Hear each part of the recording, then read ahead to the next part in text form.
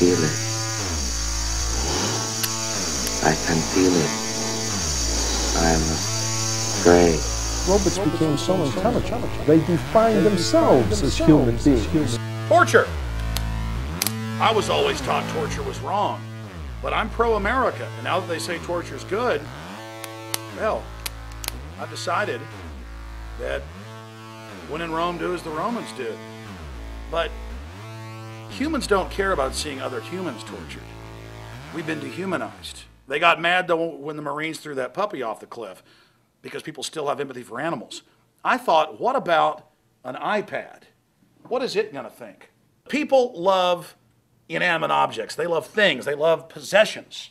They don't get upset by humans being tortured.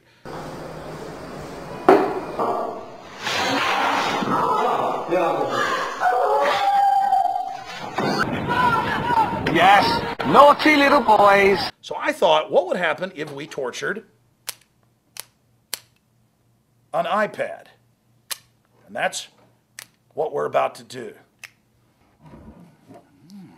Okay, 12-pound sledgehammer. Make sure this is working. Good. Just a professional interrogation for America, what we do, the good guys. After all, Joseph Mengele wasn't that bad, was he now, according to our government? Got the electrical power here. And of course, made in the USA waterboarding equipment. We're gonna have a discussion with you, Mr. iPad. You understand? And you're gonna answer our questions. Al Gore's on your board, and you guys pose as a bunch of egalitarian liberals, but you're made in China by basically slave labor. Well, Mr. iPad, again, I'm gonna ask you, why are you made in China? This is gonna go on for a long time here, and it's only gonna get rougher. Oh, you're gonna not respond? Well, that's fine. At the end of our little session with the iPad, I'm gonna explain exactly why we're doing this in detail. But overall, it's an important experiment. We've got all these different implements of torture or enhanced interrogation, but I figure we just go ahead and cut right to the chase with the power drill. Again, one of the tools of the CIA. I've told it to explain to us why it's in league with Al Gore, and it will not answer my question. We're gonna get really serious right now. We're gonna get some answers.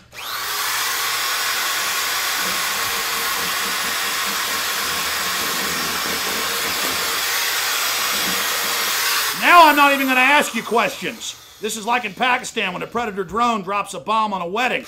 Now we're just going to kill your ass, because that's pro-America! Yeah! Come on, yeah!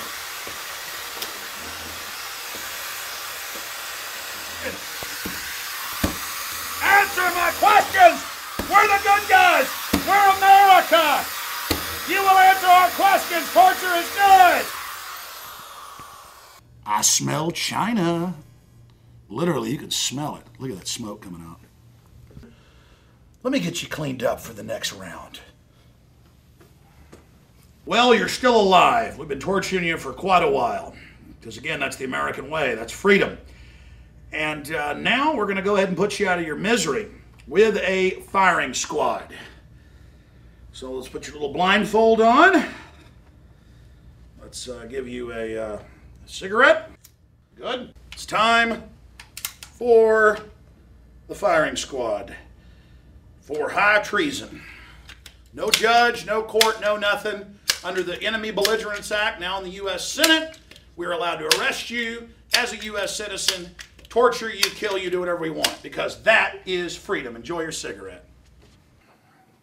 No trial, no nothing. Under the USA Patriot Act, iPad, you are terminated. Ready, aim, fire. Well, looks like that didn't do it. We have to shoot you a couple more times here. This is going to continue for a while here. I'm doing this because I'm a patriot. I'm going to take your bank accounts because I'm a patriot. I'm going to set up checkpoints because I'm a patriot. Everything I do is because I'm a patriot. You're an evil iPad. And one more right between the eyes just to get you out of your pain. And that, ladies and gentlemen, is how we deal with terrorists. You know, after we torture somebody to death, we got to get rid of the body. We got to dismember it. So even though the iPad's no longer with us, we got to get rid of the evidence. Oh, the guts. It's almost as funny as one of them dead Iraqi kids. Yeah, we're trying to get permission to engage. Oh yeah, look at that, right through the windshield. Those weapons of mass destruction got to be somewhere. Oh, it's their fault for bringing their kids to a battle. That's right. Nope, no weapons over there. It's almost as funny as one of them dead Iraqi kids. Designed in America, made in China. You have just taken part in a psychological test, a study. There's a lot of different facets to it. Number one, I like Apple. I like the iPad. We have a couple in the office, and I bought one at home. But I've seen people literally worshiping these machines. You know, humans don't care about fellow humans anymore, but they care about inanimate objects. And I said, we ought to do a psychological test to show how people get upset out on the web about watching the video you just saw, but don't care about Iraqi kids in a minivan being murdered in front of everybody. This is the dehumanization. We saw that a year ago when the Marines throw the puppy off the cliff, and it was admitted the Marines had done it, and the Marine Corps admitted they'd done it, and actually kicked them out of the Corps, but people were still living in denial, saying, no, the Marines didn't kill that puppy, it's too evil. See, Iraqis are dehumanized, but the puppy, it matters. Well, the puppy matters a hell of a lot more than this iPad did. And over 1 million Iraqis in the last 7 years have been killed conservatively, and their society was wrecked like this iPad. And so that's one reason I did this. I also wanted to show, and I'll guarantee in the comments below this YouTube video, you'll see it, that people are going to be angry that I did this because they associate it with a living thing. And in the future, computers may become artificially intelligent, like Isaac Asimov talked about 60 years ago. There'll be laws against doing this to computers. That shows how twisted our worldview has gotten, where we've been trained by the eugenicist environmentalists that human life means nothing.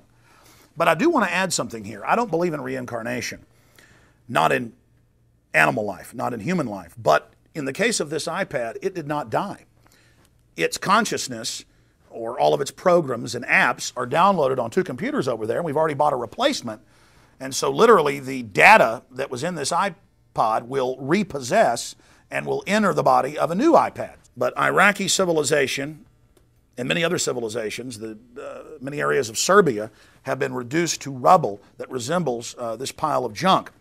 Then, of course, there's another facet.